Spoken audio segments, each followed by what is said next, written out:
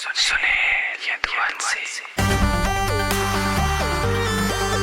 चलेगा चलेगा, भारत में सिर्फ बाबा साहब का संविधान ही चलेगा।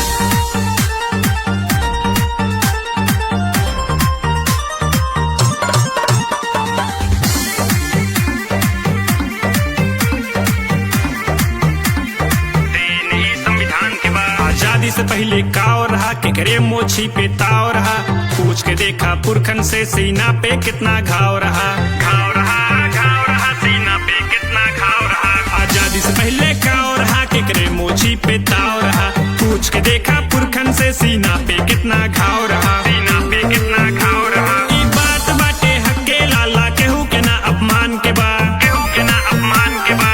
छाती तान के जिए देहा तो देन ई संविधान के बा, देन ई संविधान के बा, देन ई संविधान के बा। छाती तान के जिए देहा तो देन ई संविधान के बा, देन ई संविधान के बा, देन ई संविधान के बा।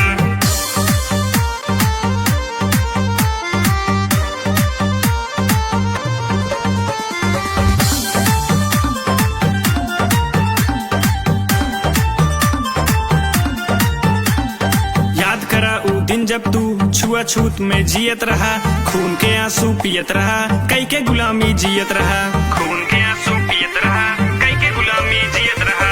याद करा ऊ दिन जब तू छुआछूत में जियत रहा, खून के आंसू पियत रहा, कई के गुलामी जियत रहा, कई के गुलामी जियत रहा। ना पीठ के पीछे झाड़ू ना अब खतरा केहू के जान के बा, जियत जिंदगी शान के बा। अगर छाती तान के जियत देहा तो देन ई संविधान के बा, देन ई संविधान के बा, देन ई संविधान के बा। छाती तान के जिए देहा तो देन ई संविधान के बा, देन ई संविधान के बा, देन ई संविधान के बा।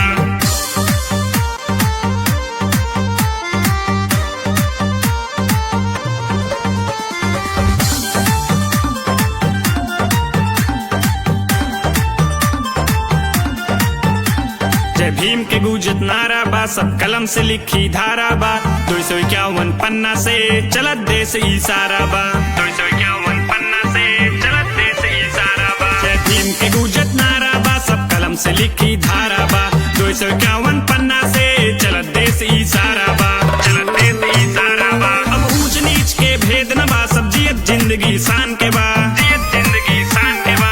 छाती तान के जियत देहा तो देन ई संविधान के बा, देन ई संविधान के बा, देन ई संविधान के बा। छाती तान के जिए देहा तो देन ई संविधान के बा, देन ई संविधान के बा, देन ई संविधान के बा। जय संविधान, जय बाबा साहब।